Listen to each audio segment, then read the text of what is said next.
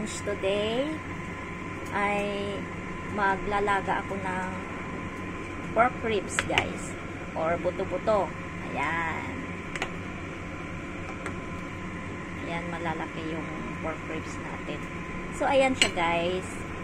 Bale, pinakuluan ko muna siya ng ingredients niya na onion and bawang. Ayan. And then, naglagay ako ng 2 slices of ginger. So, ayan, guys. Kanina ko pa yan pinapakuluan. At nag-add na din ako ng magic sarap at saka ito. Mag-add tayo ng paminta.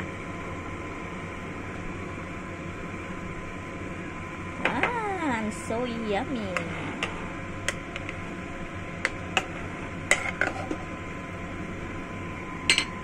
So, ayan, guys. Pakuluan ko muna hanggang maluto yung pork ribs natin. And then, na ingredients tayo dito na sayote at saka yung Chinese cabbage natin mamaya, guys. Wala tayong patatas eh. So, ayan, guys. Mag-a-add na din ako ng konting asin muna para baka mamaya maalat. So, ayan, salt. Mag-add na lang ako mamaya kung kulang pa yung ano niya, yung taste niya. So, ano lang, guys. So, mamaya na lang. So, ayan, guys. Malambot na yung karne. Pwede na nating i-add yung sayote. So, ayan. Lutuin lang natin ulit. Ng around 10 minutes. Then, add na natin yung Chinese cabbage, guys. So, ayan.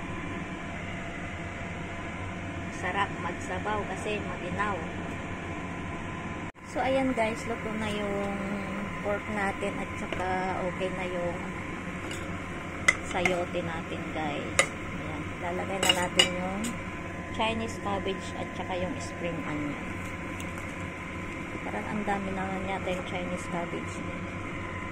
Natin ilagay lahat, guys, para may pang sahog na naman na gulay sa noodles ko bukas. So, ayan, guys.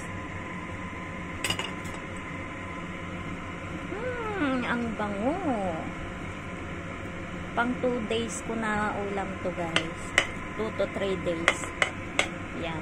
Para minsanan na mahirap magpalambot ng karne. So, ayan, guys. Ang aking lunch. Tayin ko na lang na maluto yung gulay at ako'y kakain na.